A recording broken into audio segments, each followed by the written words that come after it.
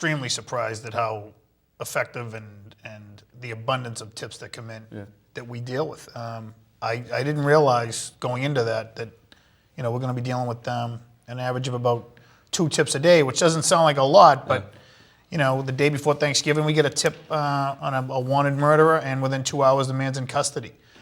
Things like that just, information that comes into us on a daily basis that is sent out to the investigative unit that would follow up that information, and there are results. There are a lot of quality results as a result of anonymous phone calls and anonymous texting. But 2 tips, like you say, may not sound like a lot, but it takes a lot to pick up the phone or to text a tip or whatever. It takes a lot for people to get involved. Absolutely. The police department have realized for years that people aren't comfortable calling 911. They don't want a cruiser pulling up in front of their house because there are some bad people living in their neighborhoods that may retaliate.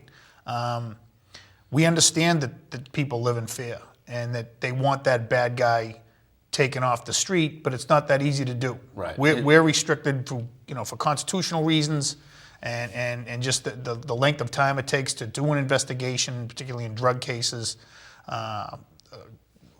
accumulating evidence, and then putting a case together. It doesn't happen like it does on TV. No kidding. But like you said, people want to help out, but at the same time, they don't want the cruiser pulling up to their house and saying, "Hey, lady or mister, we know you called. If you could come down and help us out." Exactly. Obviously that's a big part of the program. But I mean, just how fearful are people of repercussions? Is it a real kind of fear, concern for folks? I believe so. I live in the city. I hear people all the time. They'll come up to me when I'm coaching a Little League game or coaching a Pup One football game, and people will come up to me when I'm not in uniform and say, "Yo, this is going on and that's going on." But I say, "Well, did you call 911?" I'm really not comfortable calling 911. I figure if I told you, then you'd know about it, and you can go back and tell your brother officers. So yeah, I can understand that because I feel that way too. If you tell Mike Charbonnier something, that's it. It's going to get done. It's going to get done. Okay, that's a little more pressure on me that I don't need. But it's an interesting example, though. You're right. People, I mean, it's uncomfortable calling 911 because I think the first thing they do, call who are you, where are you calling from? Well, and after that, people are like, ooh. And to the anonymous callers, we offer up to $1,000 in rewards for people who call into us. 95% of them don't want the money. They want that bad guy gone from their neighborhood, their block, the building they live in. They're not looking for a reward. They want their children to walk to school in safety. They want to be able to walk the streets at night and not be in fear that they're going to be, intimidated, approached to buy drugs, approached for prostitution. These are the things that people want to tell us about because they want these things gone. And though we do offer a $1,000 reward, few people ask to collect. That's interesting. You said that, we talked about it earlier, and I thought that was pretty impressive. The fact that the motivation isn't money. It's there as incentive, but people, given their druthers, they just want the problem or the issue correct. Absolutely. It's quality of life. $1,000 though is the reward? $1,000. Unfortunately, police we officers can't. And their families don't qualify. Well, the process itself, let's say, when does a tip become money worthy? Or what? I'm sure the tip has to pan out. After arrest, but indictments or conviction. Okay. So I give you a tip, leads to an indictment, a conviction. In that case, now I put myself in a position where I can collect on a reward. How does somebody do that without? When you call us or text us, you're number 12345. Okay. Customer number 12345. So people always say, "Well, how do you give us money if we're anonymous?" If you don't know my name, right? We never directly interact with the informant or the call or the texter. We tell them to call back. If someone's calling with information, typically they know the person is dealing drugs or committed a crime, and that's why they're calling us. So they find out, because that's how the streets work. Oh, Jamie Keneally got arrested for dealing drugs. They call back and they say, I gave you that information 6 months ago. I'm 1, 2, 3, 4. I'm calling back and just want to know what happened what's the status of that tip. We then have a process where a board votes and decides how much money, how worthy was the tip. Was it Okay. a $1,000 tip? Yep. A $500 tip? A decision is made. A gift certificate tip? We don't go we don't Okay, go the just- gift certificate. It's always cash. So then they call back and we say, you've been awarded the tip. We have a bank that we tell them to go to. They ask for a manager, Mr. Brown, who is also a fictitious character. And the manager knows when they ask for that person Okay, that they're that 1, 2, 3, 4, I got you. 5.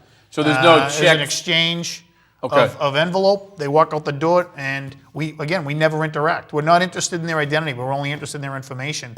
And once we have it, they're we no longer look to find out who they are or why they called. It's just a matter of getting, again, it's information, not identity. I love that. So you're never going to see a situation where you have somebody with check written out to Mr. 1234. No, It's cash only business. it's a cash business. Okay, and you say it's the line of the day. I mean, we don't want your identity. We just want your information. That's how it goes. That's correct. And And I know that a lot of people, we're not there 24/7. So we get calls in the middle of the night, and a lot of times it's a hang up. okay, The people are uncomfortable even leaving their voice Okay. on a message. But when we talk to them, sometimes there's an uncomfortable comforting period where it's like, Yep. they'll last 3 or 4 times. This is anonymous, right? You don't have Yeah. there's no callback, You're right? not tracing this. No, exactly. You got me thinking. So what? Let's say somebody does call. What makes for a good tip? What kind of things should people? What information should they have? I'm sure it's depending. Like a on, 911 call, the more information they give us, the better. Sometimes the tip is the first piece of information we get Okay. on an individual or a specific crime. Other times, it's a piece of the puzzle in the middle or the piece at the end that the investigators say, oh, now that we got that, with license plate number, a stash location, another name, or sometimes they give us a nickname, or they give us the name of the person who the investigator may have known as a nickname. So it's a piece of the puzzle. An anonymous tip in and of itself, as we learned in the academy, is never enough to kick someone's door in and say you're under arrest. Someone anonymously told us you're dealing drugs. There has to be an investigation.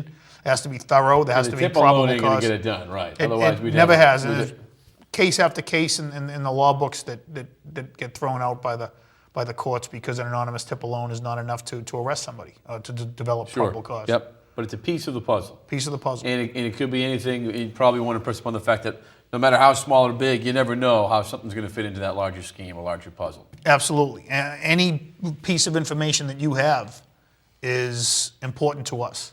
And a lot of times people will call us and they'll say, oh, you know who I'm talking about. It's that guy. It's that guy Jamie. He lives at 10 Main Street. You know who? Yeah, you're like Keneally. Yeah, we've been hoping. We're very to get this familiar with guy. him. Yeah, we know that kid's act. He's a slick Willie though. He's a tough guy to nail down.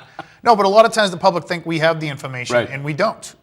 They assume because cops have interacted. There's a lot of stops in the street, and a different police officer may stop the same person Sure. 4 times, Yep. but the neighbor sees him stopped 4 times and thinks, oh, all the police know that guy. He's Yep. he's an up and coming gangster.